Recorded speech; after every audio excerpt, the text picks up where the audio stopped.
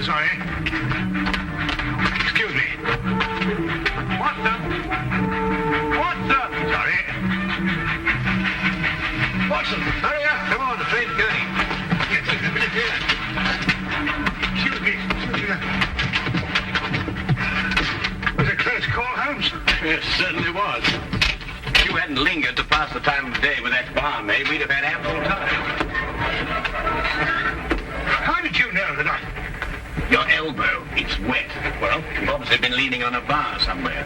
And if I know you, it wasn't a bar man. Was she pretty? Yes, he was a lovely young lady. As a matter of fact, came from Lancashire. Hasn't been in London very long. Blinko Watson.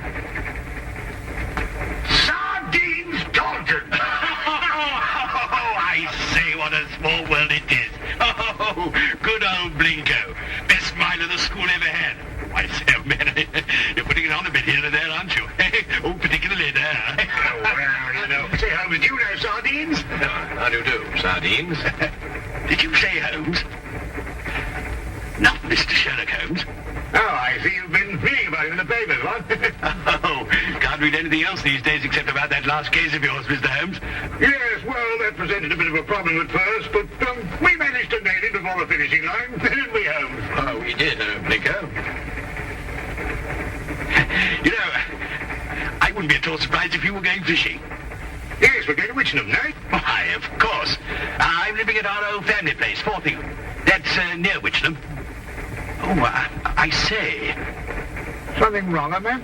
No, nothing really. I don't want to bother Mr. Holmes with my troubles. What sort of trouble, Mr. Taunton? Well, yes, it's my mummy. Oh, Lady Taunton.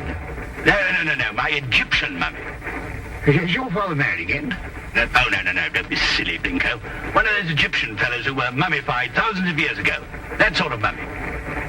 Oh, you have that sort of a mummy? Yes. My Uncle Joseph sent it to me from Egypt. He's an archaeologist, you know. Well, it seems an odd thing to have sent you. Last year he sent me a crate of sand. Sand? Yes, from Sahara. The desert, you know. Just sand? Yes, that's all. Just sand. Arrived one morning like the mummy case. Mummy case? Yes, a chap called Amenhotep. No. Amenhotep. Priest of the 14th dynasty or something. Anyway, that's what Professor Van Tolkien said. Professor Von Tolkien? Yes, he's a colleague of my uncle's. Lives quite nearby. He couldn't fathom what was wrong with the mummy either. Precisely what is wrong with your mummy, Mr. Taunton? It laughs. I beg your pardon? It laughs. Laughs? Quite. How does it laugh? Well, now, we go something like this. No, not really like that. It's much eerier than that. More like this. Say, when does it laugh? Oh, practically any time. Well, have you seen it laugh? Me? Oh, good heavens, no. Why don't you give it away? I can't. Nobody wants it. I say, Blinko. No, I'm awfully sorry. We couldn't. Well, look, why don't you burn it or chuck it in the river or something? Oh, well, now, I know this sounds silly, but there's an inscription on it. There's something like, who destroys my sleep, destroys himself. Professor Van Tolkien's translated it for me. Yeah, but you don't believe all that rubbish, do you? I mean, Egyptian capers and all that. Well, no, I don't actually believe the curse, Blinker, but I've got to do something. Why, I'm engaged to Rowena Featherstone. You know? No. Oh, she's a lovely girl. She's got an aunt, regular old battle axe. Well, she keeps after Rowena to break off the engagement. Says a chap who keeps an Egyptian mummy who laughs, we can't be very reliable. Yeah, well, I understand that. Yeah. Oh, I say. Would you like to come over to my place and see if you can stop him laughing? Oh, no, look, boy, we were going fishing, you know, and Well, it might prove interesting, Watson. A mummy that laughs.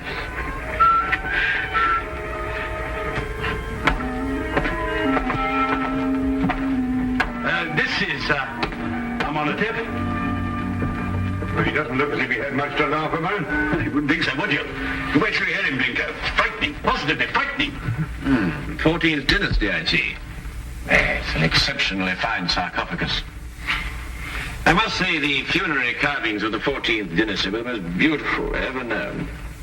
Ah, yes. Amenhotep was a priest warrior. And here's the curse. Yes. Who destroys by sleep, destroys himself. Makes you think, what? Ow. This thing's full of splinters. I'm always pricking myself on it. When did the mummy start laughing, Reggie? As soon as you received it 6 months ago? No, rather not. First he was very well behaved.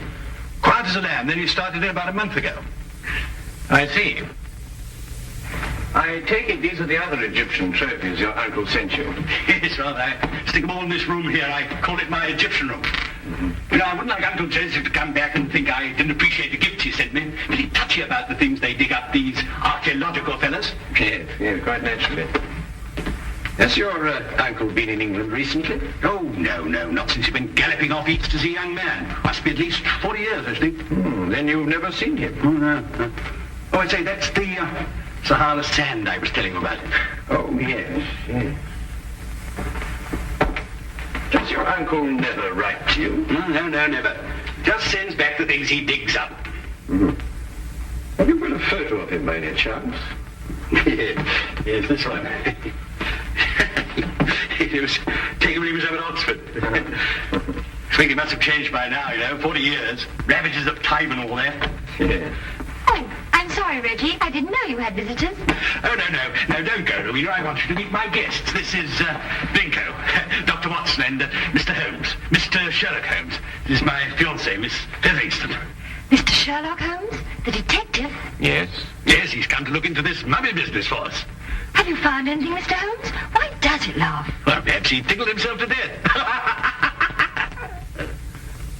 I keep pleading with Reggie to get rid of it. Destroy it. Anything. But he's afraid of the curse. Well, I'm the one the curse is going to work on, and you know what they are. Really, Reggie, this is the 19th century. And Aunt Agatha wants to know when we're going to eat. She's famished. Woman's always famished. Please, Reggie. She is my aunt. Well, I suppose I shall have to cook dinner myself. Cook left last night, 4th of the month. Say, Blinko, you cook?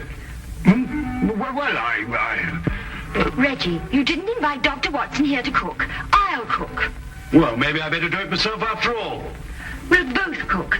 Come on. How many of us are there? 5? No, 6. I've asked Professor Von Tolkins to dine. I say, if you'd like a glass of sherry or a brandy or soda or something, you'll find it all in the cupboard over there. Charming girl. I say, Holmes, let's finish up this matter in short order, eh? I hear the fish roundabout here actually snapping. I wonder. You wonder what? You find something, Holmes? No, I wonder if Miss Featherston can cook.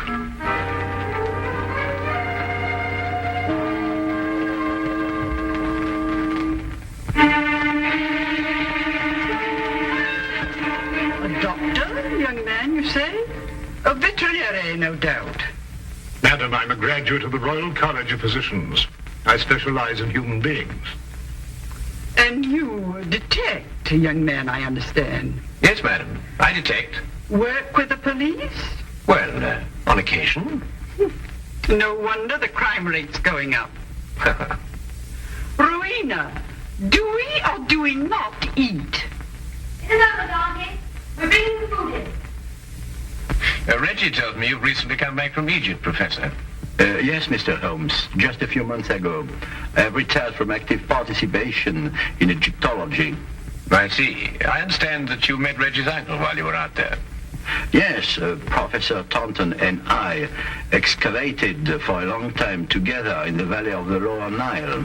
Is Professor Taunton still active? Yes, Joseph is engaged in important excavation at the present time. You must be very glad to see all your old friends and relations again, Professor, after all these years. I've been gone so long, Doctor. I no longer have friends.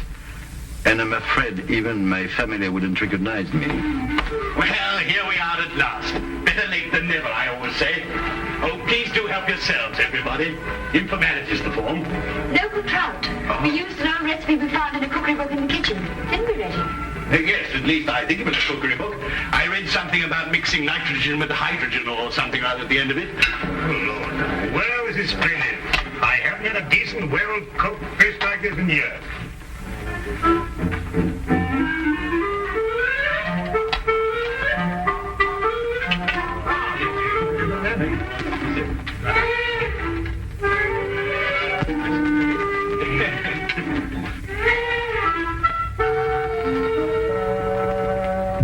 Rubber.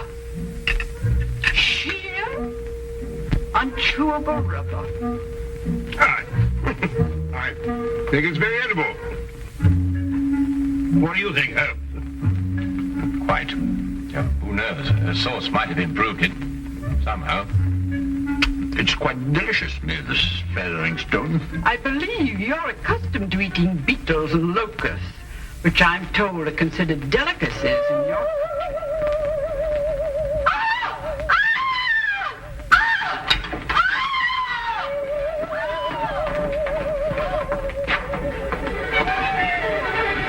Take the other end, would you? Careful, please. Careful.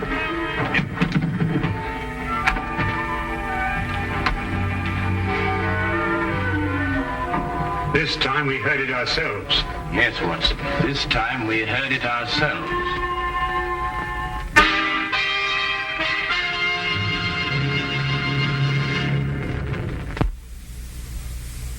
And now we return to the case of the Laughing Mummy.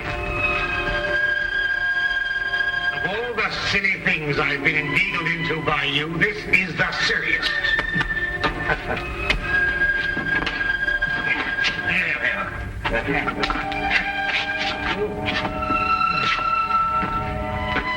What do you expect to find up here? Something I discovered earlier this evening, Blinker. Do not address me by that ridiculous name. All right. Go on, old chap. I'm all right now. But if I kill myself, I shall hold you personally responsible. Good. No, we managed it somehow. Though I had my doubts on several occasions. Now, we'll soon know now. Know what? Unless I'm mistaken, this is our laughing mummy. But this is only a weather vane, Holmes. Ah, yes, but one that laughs. This... Good heavens. Well, it is laughing. It would appear to be so, especially with a mummy in the house. When the wind is in a certain direction, the weather vane acts as a whistle, and the resultant sound is funneled down into the Egyptian room below. But that's marvelous, Holmes. How did you stumble onto it? Well, in dealing with the occult, Watson, it's best to remember the natural phenomena come first. Here, give me a hand with this, would you?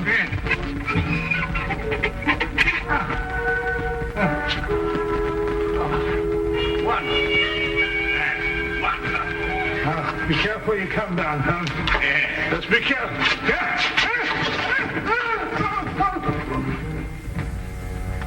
Here, Watson, would you hang on to this, please? Watson, are you taking it? Where have you gone? Watson?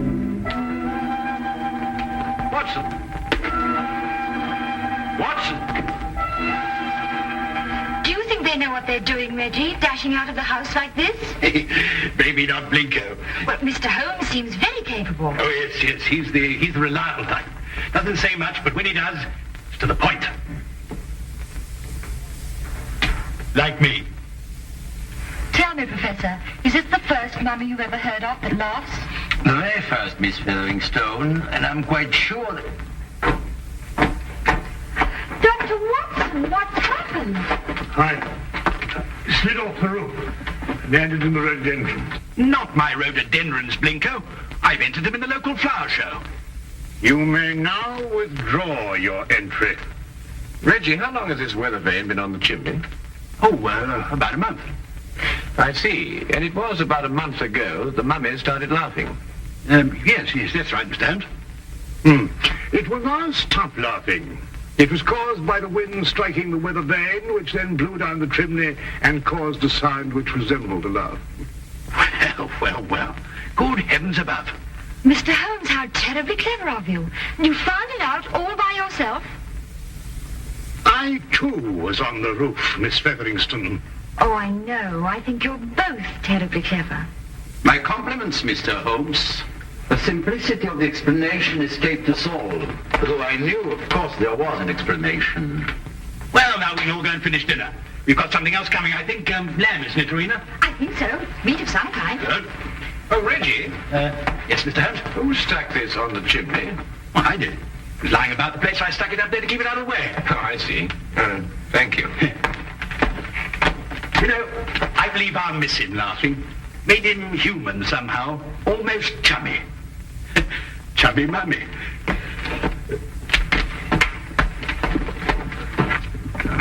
Well, that's another mystery we've solved, eh, Holmes? Yes, Watson. But in solving it, we've been confronted by a far deeper mystery. And what do you mean? You may observe the sarcophagus is of the 14th dynasty, but the mummy itself is of a much later period. Well, perhaps they had an old box lying about when the chap died. Yes, possibly. But it would have to be lying about for a very long time.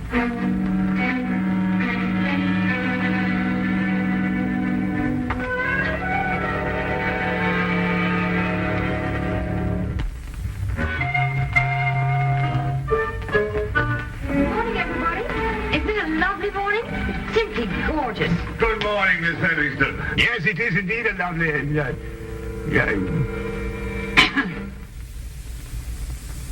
You look very refreshing, Miss Featherington. Very refreshing. And I am. No mummy laughing any longer, thanks to you, Mr. Holmes. Well, I say, what early birds we all are.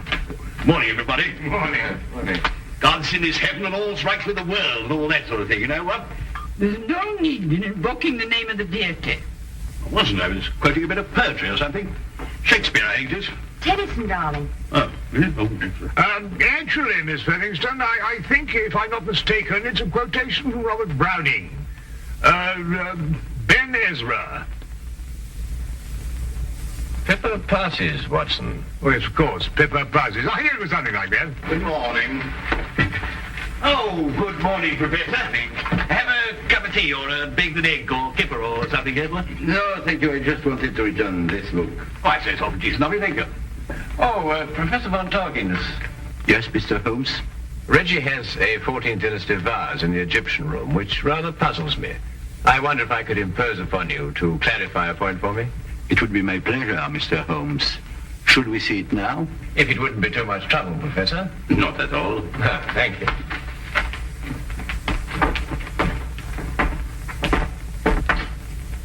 Yes, the composition of the pottery struck me as being rather later than the 14th dynasty, Professor. This is the vase I referred to. Considerably later, Mr. Holmes. The 18th dynasty, in fact. I rather thought Reggie was mistaken, as he was also mistaken about the mummy. The mummy? I'm afraid I don't understand. Don't you? I believe it was you who told Reggie that Amenhotep was of the 14th dynasty. It was, Mr. Holmes. But of course, this mummy, like the vase, is of a considerably later period. Really? How much later would you estimate, Mr. Holmes? Well, I'd say 4,000 years later.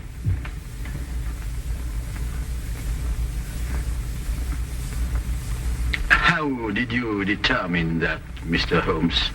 Well, the sarcophagus is obviously authentic.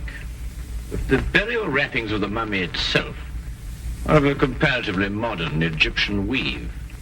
Expertly aged, I admit. I'd hoped the discrepancy wouldn't be noticed. Well, if it hadn't been for the coincidence of the weather vane, I should never have bothered to look at the mummy so closely. What do you propose to do, Mr. Holmes? I'm afraid, Professor, I have no alternative. Holmes, what are you talking about? Professor Von Torkins is, I regret to say, Watson, involved with murder. Murder? Well, who was murdered? Joseph Taunton, Reggie's Uncle Joseph. But how do you know? Where's the body? You are gazing, Watson, at the mummified remains. Oh, no, really. You're right, Mr. Holmes. This is Joseph Taunton. And if I killed him... What do you mean, if you killed him? I don't know. That sounds strange, doesn't it? Joseph Taunton and I were friends. We devoted our lives to excavating the glories of Egypt. And last year we discovered the tomb of Amenhotep. An untouched tomb, Mr. Holmes. Over 4,000 years. Joseph and I were the first human beings to set foot in it since the day it was sealed. Can you imagine what that meant to us? Yes, I can understand that. Joseph was beside himself. He wanted to open the mummy case immediately, but it was wrong, Mr. Holmes. The case had to be opened carefully, delicately. We quarreled. I tried to restrain Joseph physically, but he broke loose from me. He ran to the case and opened it, and then... And then, Professor? And then he staggered and dropped dead. As he opened the sarcophagus? Yes. There were no witnesses to what had happened, Mr. Holmes. But in our struggle, Joseph had suffered bruises. I knew what the police would believe. And so you removed the mummy of Amenhotep and substituted the body of Joseph Taunton instead? It was the only way I could get the body out of the tomb. Mr. Holmes, I didn't mean to kill Joseph. It was his heart. He always had a weak heart. You say he staggered, Professor. What did he do as he staggered? He grasped his throat as if he were choking. Watson, would you oblige me by removing the cover of the sarcophagus? Yes, of course.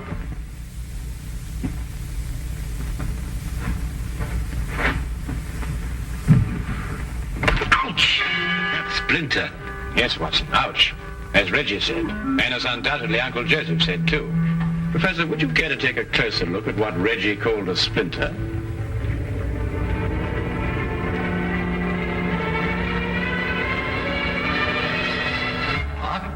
It's a hollow needle that would pierce the skin of anyone who touched it. But I don't understand. The curse of Amenhotep, and a hollow needle that contained the venom of an asp. The same snake poison that killed Cleopatra, and that killed your friend, Joseph Taunton. The most marked symptom of asp poisoning is suffocation. The victim instinctively clutches his throat. Then it wasn't our fight. No. And traces of the poison may still be found in the body, even after mummification.